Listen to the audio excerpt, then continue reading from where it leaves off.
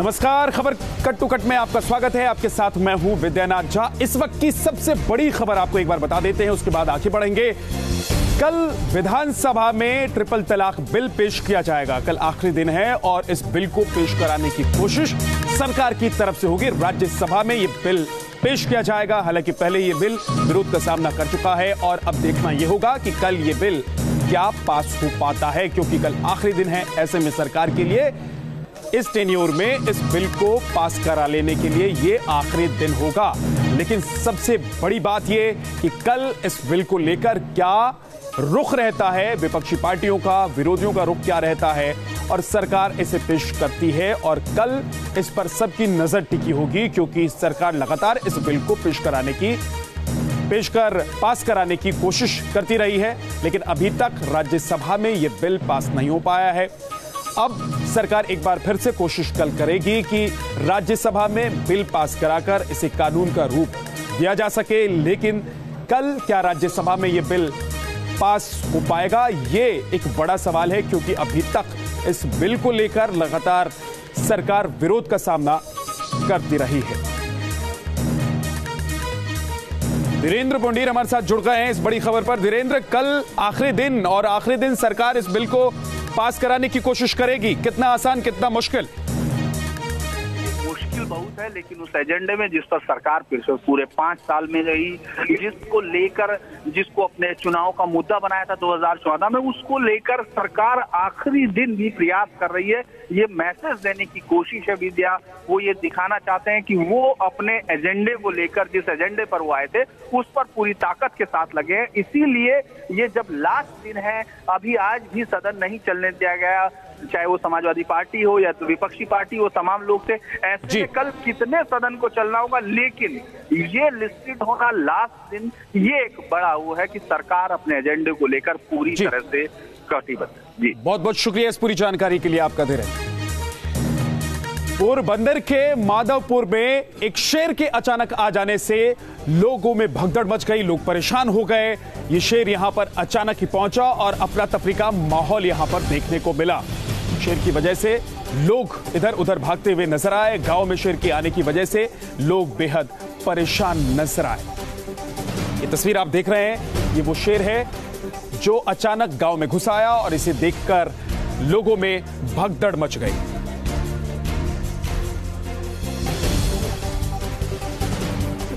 आज प्रयागराज जाने के लिए अखिलेश यादव निकले, लेकिन उन्हें लखनऊ एयरपोर्ट पर ही रोक लिया गया। इसके बाद सियासत शुरू हो गई। हालांकि आरोप यह भी लगा कि अखिलेश यादव ने एसडीएम के साथ बदसलूकी की। लखनऊ एयरपोर्ट पर उस वक्त काफी गहमागहमी बढ़ गई जब अखिलेश यादव को प्रयागराज जाने से रोका गया। एयरपोर्ट पर एसडीएम वैभव मिश्रा की ड्यूटी लगाई गई थी, लेकिन यहां सरकारी आदेश का पालन कर रहे एसडीएम को अखिलेश यादव ने धक्का दे दिया।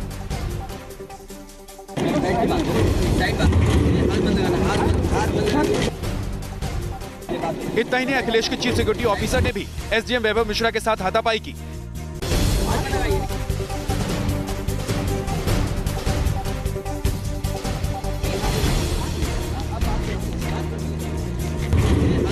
इसके बाद किसी तरह से अखिलेश यादव रुके, लेकिन फिर एसडीएम से बहस करने लगे। ना कागज दीजिए, कहां से? सरकार कागज पे चलती है, बातों से नहीं चलती है। नहीं दिखाइए, नहीं कागज प्रिंट आउट दिए, इसलिए मैं प्रिंट आउट लाया हुई। देखिए प्रिंट आउट क्या है।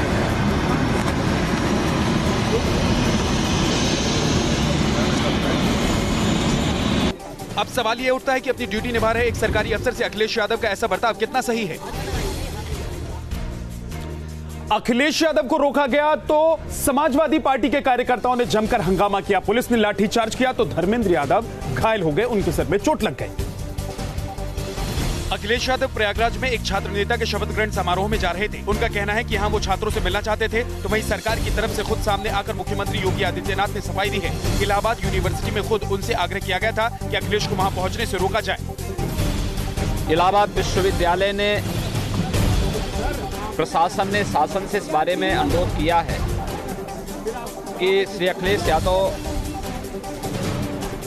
अगर इलाहाबाद आते हैं तो वहाँ पर तमाम छात्र गुटों के आपसी वैमनस्य के कारण वहाँ पर हिंसक झड़पें हो सकती हैं, कानून व्यवस्था के लिए संकट हो सकता है, विश्वविद्यालय में व्यापक आगजनी और तोड़फोड़ हो सकती है। वहीं अखिलेश यादव ने सरकार की नीयत पर ही सवाल खड़ा कर दिया। सरकार का मन साफ नहीं रहा, सरकार की नीयत साफ नहीं रही, और फिर मुख्यमंत्री की भाषा सोचिए कि अराजकता फैलाने जा रहे थे इलाहाबाद में, हिंसा फैलाने जा रहे थे। अखिलेश को रोके जाने के बाद पूरे प्रदेश में समाजवादी पार्टी के समर्थकों में भी काफी गुस्सा है। प्रदेश के अलग अलग शहरों में पार्टी कार्यकर्ताओं ने उग्र प्रदर्शन किया। प्रयागराज में सपा कार्यकर्ताओं और पुलिस के बीच झड़प भी हो गई, जिसमें एक सांसद धर्मेंद्र यादव के सिर में चोट लग गई। अखिलेश को रोकने का मामला संसद भवन तक पहुंचा। यहां पर राम गोपाल यादव और विजय गोयल आमने सामने हो गए। दोनों के बीच जमकर बहस हुई। वो तो सॉल्व हो गया है। वो तो क्या सॉल्व हो गया है? वो तो हल हो गया ना। अरे आप क्यों लोगों को गुमराह करते हो? जैसे मोदी जी करते थे तुम भी करने लगे। हम सोचे सदन आज बिल्कुल ठीक सुचारू रूप से चल ही रहा था। आपके वहाँ का जो मुख्यमंत्री मूर्ता कर रहा है तो उसका झेलना पड़ेगा। हुआ क्या? अच्छा, अगर हम कुंभ में जाएं तो हमें रोक लो कैसे? आपका तो कुंभ पे अधिकार है पूरा। तो फिर वो वही तो जा रहा था प्रयागराज।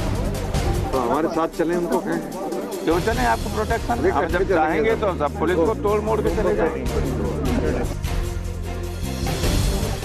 रोहिणी के एक होटल में अचानक आग लगी। सुबह 4 बजे आग लगी और देखते ही देखते इस आग ने 17 जिंदगियों को अपनी जद में ली। बताया जा रहा है कि सुबह करीब 4 बजे आग होटल के पहले माले से भड़की, जिसके बाद देखते ही ऊपर की मंजिलों तक पहुंच गई। लोग इस वक्त सो रहे थे, इसी वजह से किसी को संभलने का मौका नहीं मिला। आग जैसे ही होटल के चौथे मंजिल पर पहुंची, हाहाकार मच गया। लोग चीखने चिल्लाने लगे। कई लोग बदहवास तकिए के सहारे नीचे कूद गए।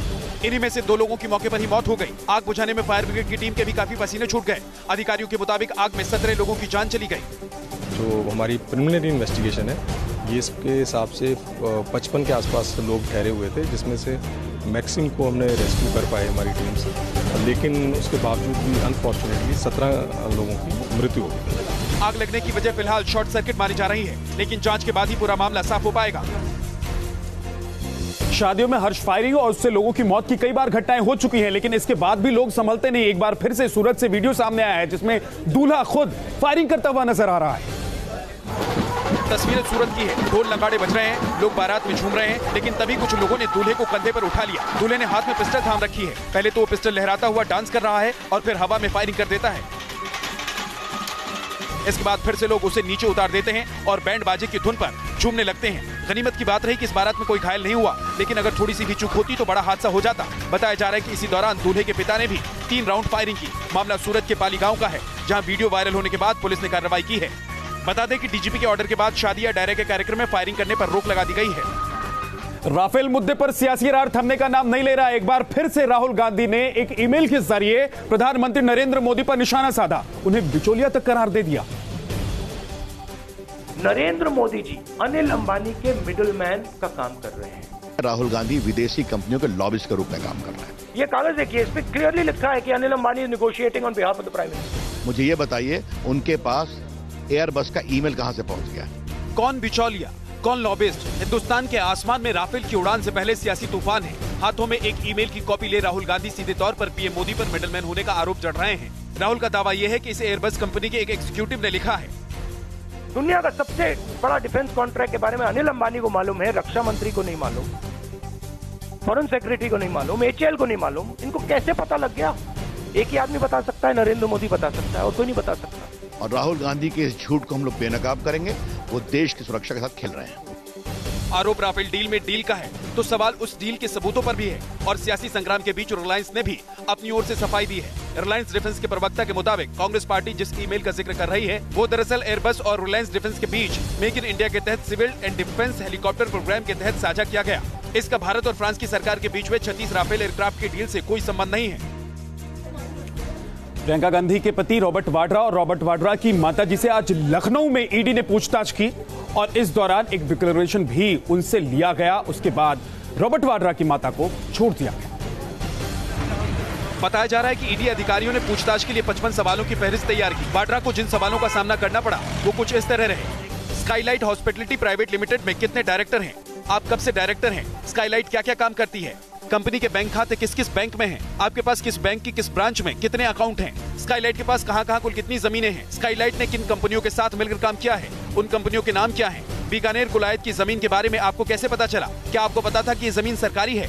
क्या आप जमीन की रजिस्ट्री करवाने आए थे? सवाल जवाब का सिलसिला सुबह करीब 10:45 पर शुरू हुआ। इस दौरान वाड्रा के वकीलों ने कुछ दस्तावेज सौंपे। बताया जा रहा है कि दोपहर 12 बजे मोरिन वाड्रा से ईडी अधिकारियों ने अकेले में सवाल जवाब किया। दिल्ली से जयपुर पहुंचे अधिकारियों ने भी मोरिन वाड्रा से सवाल किए।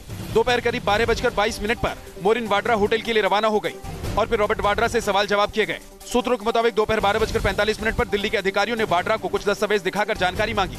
दरअसल मामला बीकानेर में 2006-07 में जमीन खरीदने से जुड़ा है। आरोप है इसी दौरान वाड्रा की कंपनी स्काईलाइट हॉस्पिटैलिटी ने पहले 150 बीघा और फिर 125 बीघा जमीन खरीदी। इल्जाम ये भी है कि स्काईलाइट ने 69.55 हेक्टेयर की जमीन को 72 लाख रुपए में खरीदा और फिर 3 साल बाद उसे 5.15 करोड़ रुपए में बेच दिया। इस तरह से कंपनी को 4.43 करोड़ रुपए का भारी मुनाफा हुआ। 2015 में तहसीलदार की शिकायत के बाद राजस्थान पुलिस ने इस मामले में एफआईआर दर्ज की थी। एक तरफ रॉबर्ट वाड्रा से ईडी पूछताछ कर रही है तो दूसरी तरफ रॉबर्ट वाड्रा इमोशनल कार्ड चल रहे हैं। उन्होंने एक पोस्ट के जरिए पूछताछ पर सवाल खड़ा करने की कोशिश की। रॉबर्ट वाड्रा ने लिखा, अपनी 75 वर्षीय मां के साथ जयपुर में ईडी के सामने पेश होने के लिए आया हूं। समझ में नहीं आ रहा है कि सरकार क्यों एक वरिष्ठ नागरिक के साथ बदले की भावना से काम कर रही है। उस महिला के साथ जिसने अपने परिवार के 3 लोगों को खोया है। कार हादसे में पहले बहन और फिर भाई और फिर पिता की मौत हुई। मैं मां को साथ रखता हूं ताकि देखभाल कर सके, दर्द बांट सके। इसी वजह से मां भी अभियुक्त बना दी गई है। तो क्या प्रियंका गांधी की सास और रॉबर्ट वाड्रा की मां को जानबूझकर परेशान किया जा रहा है? क्या मोरिन वाड्रा के साथ बदले की भावना से काम कर रही है सरकार? रॉबर्ट वाड्रा पर ईडी का घेरा तना हुआ है। रॉबर्ट वाड्रा हमलावर हैं। जुबान चाहे खामोश सही, लेकिन आरोप सियासी करने से चूके नहीं। पूछताछ से पहले वाड्रा ने फेसबुक पोस्ट के जरिए यूं हमला किया तो पलटवार भी सियासी अंदाज में हुआ। अरे भाई, जहाँ जहाँ रुपया रखा रहेगा, जहाँ जहाँ चोर रुपया रखता है, वहाँ वहाँ जाते हैं कि नहीं जाते हैं जांच करने के लिए? ये कौन बड़ी बात है? चाहे माताजी हो, पिताजी हो, भ्राताजी हो, पत्नी हो, साला हो, साली हो, सास हो, ससुर हो। जाहिर है हंगामा तेज है। अब वाड्रा प्रियंका के पति हैं, तो बीजेपी भी आरोप जड़ने में कोताही नहीं बरत रही है। अब आपको देश और दुनिया में हो रही क्राइम की घटनाओं से अवगत कराते हैं। क्राइम कट टू कट दिखाते हैं। अपहरण की शिकायत लेकर एसपी के पास पहुंचे परिजनों को एसपी साहब ने ये जवाब दिया। मामला मध्य प्रदेश के झाबुआ का है, जहां एक 19 साल के युवक के अपहरण के बाद अपहरणकर्ताओं द्वारा 20 लाख की फिरौती मांगी गई है। पुलिस बजाय अपहरणकर्ताओं की तलाश करने के पीड़ित परिजनों को ही युवक की तलाश करने को कह रही है। हाजीपुर में उस समय अफरा तफरी मच गई जब मूर्ति विसर्जन के दौरान हुए विवाद को लेकर अंधाधुंध फायरिंग हुई। इस दौरान एक युवती की गोली मारकर हत्या कर दी गई, जबकि 4 अन्य लोग बुरी तरीके से घायल हो गए। उन्हें गंभीर हालत में पीएमसीएच रेफर कर दिया गया है। वहीं इस दौरान मारपीट और चाकूबाजी भी हुई, जिसके चलते कई अन्य लोग घायल हो गए।